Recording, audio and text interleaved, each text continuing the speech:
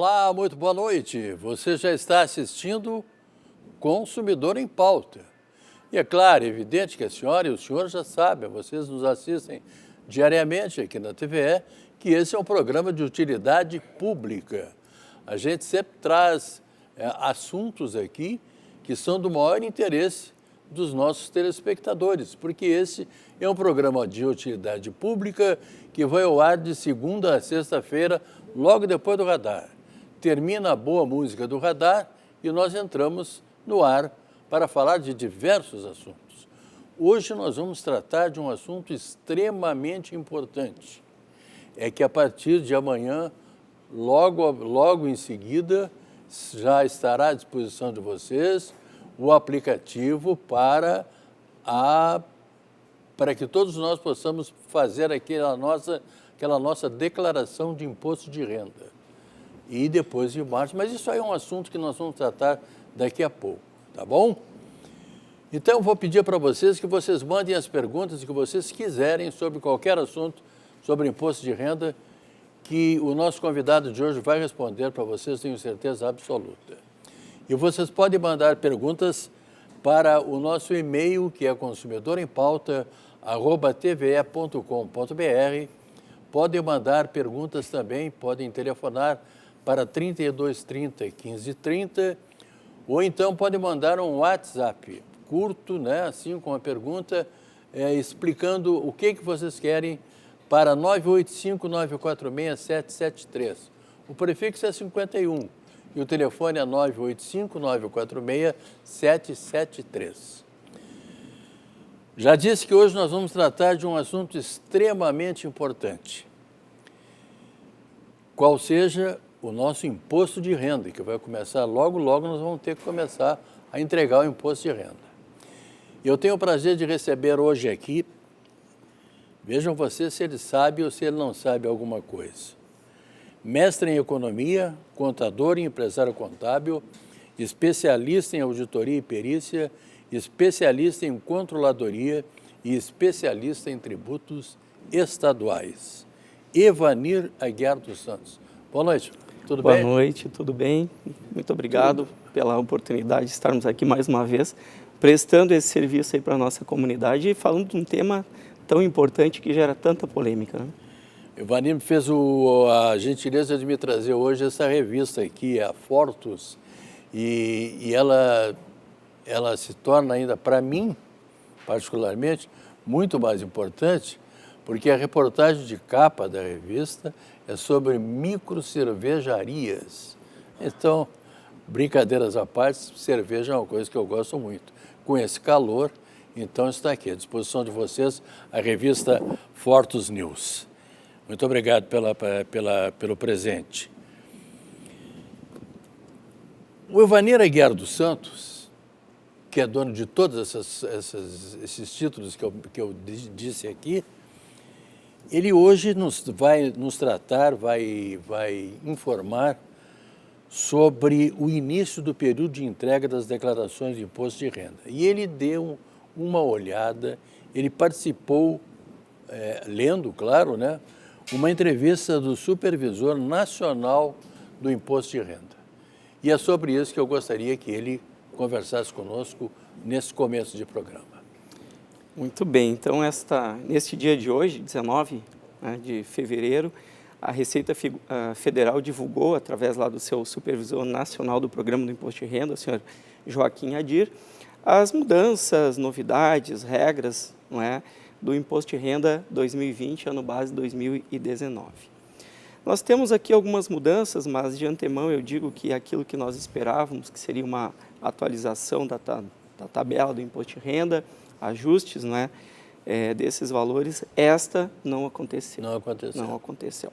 Mas nós temos novidades e temos algumas regras que indicam quem está obrigado, então, a declarar agora, a partir do dia 2 de março, até o dia 30 de abril, que é o período, então, que os contribuintes devem fazer a sua entrega da declaração do imposto de renda. Todos estão... Não todos, mas Não nós todos. temos aqui as regras recentemente divulgadas que ainda são as que tínhamos no ano anterior. Rendimentos tributáveis acima de R$ 28.559,30 Então, Quem ganha acima de 28 mil tem que declarar. deve fazer a entrega da declaração. Não Entrega da significa que declaração. vai ter que pagar, mas é Claro, obrigado claro, a fazer a entrega. Rendimentos isentos acima de R$40 mil. E diga-se de passagem, não significa ter uma poupança acima de 40 mil, e sim o rendimento desta poupança, ou mesmo uma doação recebida, não é? Porque algumas vezes os contribuintes confundem, eu tenho uma poupança que é isenta, acima de 40 mil eu devo declarar? Não, é o rendimento desta poupança que deve ser declarado. Se for acima de R$40 mil. Também quem tem bens, tinha bens e direitos, não é? Acima de R$300 mil em 31 de dezembro de 2019, também está obrigado. Então, quem teve imóveis, contas bancárias, automóveis, ou seja, bens a declarar acima de 300 mil, tem que fazer a entrega da declaração. E eu volto a dizer, ter que entregar não significa estar obrigado a pagar imposto, que às vezes as pessoas confundem. Eu sou obrigado a entregar, eu tenho que pagar imposto? Não necessariamente. O programa vai fazer esses cálculos. Quem tem atividade rural e teve renda acima de R$ 142.798, com 33 no ano de 19. Quem fez aplicações com renda variável e com ações, também é obrigado a fazer a declaração. Teve ganho de capital, vendeu um imóvel, mesmo que isento, não é? O ganho de capital, ele deve fazer a entrega da declaração de imposto de renda. Passou a condição de residente no Brasil, então a pessoa que veio trabalhar no Brasil, um brasileiro que era expatriado e retornou à condição de residente, então ele deve fazer a entrega obrigatória da declaração. Esses são os obrigados. São os que são obrigados a declarar imposto de renda. Quer dizer, então, aqui os nossos câmeras ganham exatamente muito mais do que isso, né, do que 28 mil. Não estou brincando com vocês aqui. Mas tomara que ganhe, que todo mundo ganhe bem, que cada vez melhor, mas essas são as pessoas que devem declarar. Antes eu quero dizer para você o seguinte, quem está assistindo esse programa pode assistir também na internet. E o nosso endereço na internet é www.tve.com.br. Aí é só clicar no TVE ao vivo e vai assistir o Consumidor em Pauta na internet, no telefone, no celular, vai assistir ao vivo. Tá bem? Estou conversando aqui com o Evanir Aguiar dos Santos. Temos mais coisas ainda para esclarecer. Vamos lá. Temos bastante novidade, porque realmente o programa mudou bastante este ano. Ele está se tornando cada vez mais automático e mais intuitivo para o contribuinte fazer a sua declaração. Mas algumas regras valem ser lembradas, como a declaração simplificada, que é mais indicada para aquelas pessoas que não têm despesas a utilizar para dedução, que aí optaria pela completa. O governo permite, então, a entrega de uma declaração simplificada, em que automaticamente há uma dedução da renda de 20% da sua renda, limitada a R$ 16.754,34. Então, esta é a declaração simplificada. Na declaração completa, continuam algumas deduções sendo permitidas, como deduções por dependente, R$ 2.275,08, despesas com instrução, aqui é um valor relativamente baixo para quem paga uma escola particular, uma faculdade, mas é permitida a dedução de R$ 3.561,50 por ano e por titular ou dependente. Também tem a dedução para a previdência privada de até 12% dos rendimentos tributáveis e aquelas despesas que nós sabemos, despesas médicas, com saúde, plano de saúde, dentistas, psicólogos, entre outras, que está permitida, então, a dedução. Porém, este ano teve um item que foi excluído, que era permitido, que é a contribuição previdenciária patronal do empregador doméstico. Então, por força de não ter havido uma renovação da lei, a lei ela não teve uma renovação, então essa lei expirou até o ano de 2019, então ainda era possível abater o INSS pago para o empregado doméstico. Este ano não pode mais. Evanir, eu vou aproveitar então o gancho para fazer uma pergunta que nos chegou por telefone da Mariana, que mora aqui no bairro Santana, e exatamente sobre a inclusão de uma pessoa no plano de saúde. Minha mãe é pensionista, tem 88 anos e não declara imposto. vou começar a pagar o plano de saúde dela. E ela quer saber, a Mariana, se ela incluir a mãe dela como dependente no imposto de renda, ela terá que declarar também? Sim. A renda do dependente, ela pode incluir a mãe dela tranquilamente como dependente, sem problema, pode incluir a despesa do plano de saúde também como despesa dedutível. O único detalhe que tem que cuidar é que a renda que a sua mãe recebe, através do informe de rendimentos que a Previdência Social fornece, ela deve ser incluída na sua declaração. Então, se a renda dela é totalmente isenta, muito bom. Mas se ela tiver uma parte da sua renda, ou seja, aquela diferença lá dos 24 mil, que é isento para quem é pensionista, 24.751,74 é isento para os aposentados acima de 65 anos. Mas se ela tiver alguma renda acima desse valor, vai somar a renda da Mariana e poderá, então, aumentar o valor do imposto a pagar. Então, tem que analisar a situação. Incluir, fazer a simulação da despesa com o plano de saúde, que deve ser um valor bem alto, né, porque a gente sabe que são despesas altas, e aí avaliar se vale a pena ou não. O detalhe é que a despesa com o plano de saúde, ela não tem um limite legal. Então, se for R$20 mil, R$20 mil vai ser a despesa dedutível do imposto de renda. Sabe que as perguntas começam a chegar, porque, como eu falei antes, imposto de renda é um negócio que todo mundo faz, que todo mundo quer saber, e como todo bom brasileiro, todo mundo não quer pagar imposto de renda, né? Quer pagar pouco. O José, que mora no bairro Partenon, ele disse assim, ó, vou receber uma indenização trabalhista de cerca de R$32 mil. A partir de qual valor tenho que declarar e descontar o imposto de renda? Muito bem, José. A indenização é um componente da renda que ele recebeu ao longo do ano. Porque se ele foi despedido já no final do ano, ele deve ter tido renda de janeiro, provavelmente, até o seu desligamento. Então, a sua empresa, o empregador, ele é obrigado a fornecer até o dia 28 agora de fevereiro, um informe de rendimentos. Se por acaso, no seu informe de rendimentos, tiver lá rendimentos tributáveis acima de R$28.559,70, vai ser obrigado a declarar. Assim como tem alguns casos que tem uma indenização do fundo de garantia. Se esse valor, que é isento do imposto, mas se for superior a R$40 mil, também vai ter que fazer a entrega da declaração.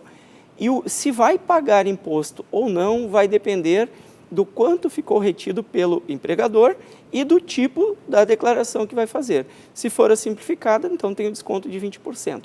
Estar obrigado a declarar, volto a dizer, não significa ter que pagar imposto. Pode até restituir. Tem uma outra pergunta aqui, Vânia, do Paulo, que mora no bairro Nonoai. Ele quer saber como é feita a cobrança de imposto de renda em cima de processo trabalhista. Muito bem. Processo trabalhista daria para fazer um programa aqui só sobre esse tema, mas o principal cuidado que tem que se ter é utilizar o cálculo de liquidação de sentença, que é aquele que é utilizado para fazer o pagamento da liquidação do valor devido quando recebe, e este valor ser utilizado, então, para fazer a declaração de renda. É permitida a dedução da despesa com advogado quando tem um processo trabalhista.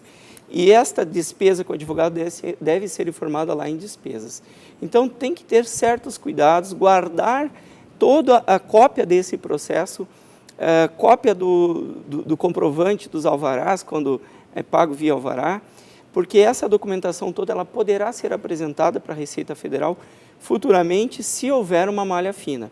Porque questões trabalhistas, principalmente judiciais, há um grande risco de ser chamado pela Receita Federal para apresentar a documentação. Não significa que a pessoa está errada, significa que a Receita Federal quer confirmar se aquelas informações prestadas ali estão adequadas. Neste caso, eu sempre aconselho procurar um contador, uma pessoa que tenha mais experiência em fazer o imposto de renda, para informar tudo direitinho, evitando problemas futuros. Sempre é bom, né? Assim como os advogados chegam aqui e dizem assim, olha, procura um advogado especialista em direito do trabalho, direito de família, direito, qualquer coisa dessas que a gente trata aqui no programa. Também na hora de fazer o imposto de renda, o bom é ter a certeza de que está fazendo certo, para não cair na malha fina e depois o problema se torna maior, né? Com certeza, com certeza. Eu tenho várias perguntas aqui. Podemos continuar ou nós vamos continuar um pouquinho mais aí? Eu gostaria de contar algumas novidades Então, e melhorias que foram então, trazidas no programa, né? Então, algumas novidades do programa deste ano. Nós temos na ficha de doações diretas, né? Porque o governo permite que se faça algumas doações. Até o ano passado, era possível doar até 3% do imposto devido para crianças e adolescentes, indicando o município e canalizando, então, esse recurso da sua declaração direto para o seu município.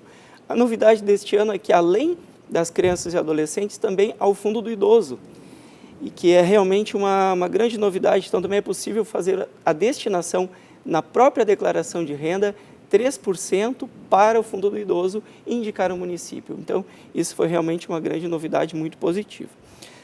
Também uma possibilidade para quem tem certificado digital é fazer, quando estiver criando a sua declaração, fazer a importação direto da Receita Federal da declaração pré-preenchida e já vai trazer para dentro do seu programa os informes de rendimento das fontes pagadoras, assim como das outras entidades, como planos de saúde, que mandam informações para o fisco. Então, é possível, a partir deste ano, importar direto para a declaração de imposto de renda a declaração pré-preenchida fornecida direto para o fisco. Pois, isso vai facilitar muito. Vai facilitar e vai evitar muita malha fina por parte dos contribuintes. Isso é uma grande novidade também. Outra novidade, a partir deste ano, é obrigado para quem tem a renda superior a R$200 mil, informar o número do recibo da declaração do ano anterior. A justificativa da Receita Federal é por uma questão de segurança, evitar que outra pessoa faça a entrega de uma declaração de renda em seu nome. Pega o CPF, faz a entrega da declaração. Então, a partir deste ano, quem recebeu em 2019 acima de R$200 mil, tem que informar o número da declaração de renda do ano anterior. Algumas melhorias, como 3 abas novas, uma declaração nova, declaração em preenchimento e a declaração preenchida e entregue. Essa declaração transmitida ela vai permitir que se marque ali uma retificação, porque antes nós tínhamos que entrar na declaração original e fazer alteração. Isso gerava alguma dúvida, se eu já alterei ou não alterei. Agora tem uma aba especial para retificação. Clica ali e já vem a informação da retificação. Ficou mais fácil. Ficou mais fácil. Também a pesquisa por nome, CNPJ da instituição onde o contribuinte possui poupança ou conta corrente é obrigatório. Um item que a gente esperava fosse tornar obrigatório, não foi, ainda bem, que é a informação de imóveis e automóveis. Ainda é uma informação opcional na declaração de 2020. Então, aqui são mais algumas novidades que a gente trouxe. Eu tenho várias perguntas aqui. A Ana Paula Machado, que eu não sei se é minha parente, mas se não for, se é Machado, é uma pessoa fantástica, né? Desculpe. A dona Ana Paula Machado é de Alvorada. Ela quer saber o seguinte: é devido imposto de renda referente à meação, doação de imóveis? Se sim, quem paga? É quem recebe ou quem doa? É uma boa pergunta. É uma boa pergunta e temos várias pessoas têm essa dúvida.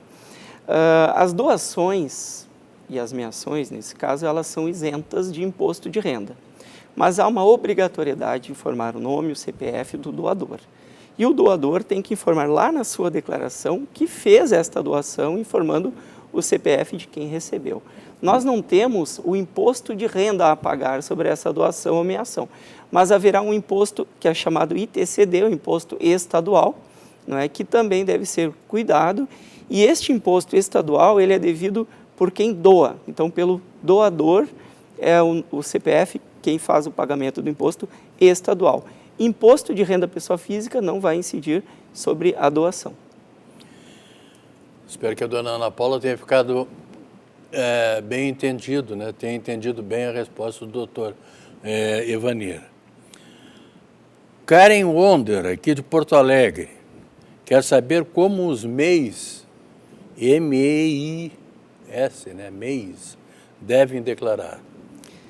Bem, microempresário, né? É o microempreendedor individual. Microempreendedor individual. Isso. O microempreendedor individual, ele é um contribuinte como qualquer outro. e ele estará obrigado a fazer a entrega da sua declaração se a sua renda e bens e rendimentos isentos seguirem aquelas regras dos demais contribuintes. O detalhe que nós temos para o MEI é que, normalmente, a fonte de renda dele vem da sua atividade, do seu CNPJ, da microempresa individual que ele tem. Então, o MEI ele segue algumas regras que devem ser bem observadas. Para o MEI que é do comércio ou indústria, ele tem 8% do rendimento anual é isento. Então, até 8% de tudo que ele recebeu no ano já é isento. Já quem é prestador de serviço, 32%. O cuidado é, se ele perceber um valor maior que esse, ele deve levar como um rendimento tributável e pagar imposto de renda. A exceção é para os MEIs que possuem contabilidade regular, apuram um lucro pela contabilidade, então este lucro ele é 100% isento. Caso contrário, tem que levar a tributação. Vanira Aguiar, eu tenho lamentavelmente, eu sei que nós precisávamos assim, de 3 ou 4 programas para falar sobre tudo isso, e vamos falar sobre imposto de renda. Mas eu quero fazer uma última pergunta, porque nós ainda temos um tempinho, do Tuane Dornelles, que mora no bairro Belém, no Velho, aqui em Porto Alegre. Devo declarar valores enviados ao exterior? Existe um valor mínimo? Tuane, não sei, acredito que seja a Tuane. Então, Tuane. A Tuane. Isso, Tuane. Sim, esses valores que eu enviei ao exterior, que seja numa aplicação no exterior, de qualquer forma, ela deve ser declarada como qualquer outro bem que o contribuinte tenha nos seus bens, desde que ele esteja dentro daquela lista de obrigatoriedades de entrega. Na própria declaração de renda, lá onde tem a lista de bens, há como informar, inclusive, que é do exterior. Então, sim, não tem o valor, tem que fazer a informação deste valor que a pessoa possua no exterior. Eu preciso mandar muito documento para o contador para poder fazer a declaração do imposto de renda ou não? Olha, sim. Precisa. Sem titubear, eu digo que sim. Então, as informações mais importantes são aquelas que, via de regra, o contribuinte ele já vem entregando nos anos anteriores. Então, ele meio que já sabe o que ele tem que declarar.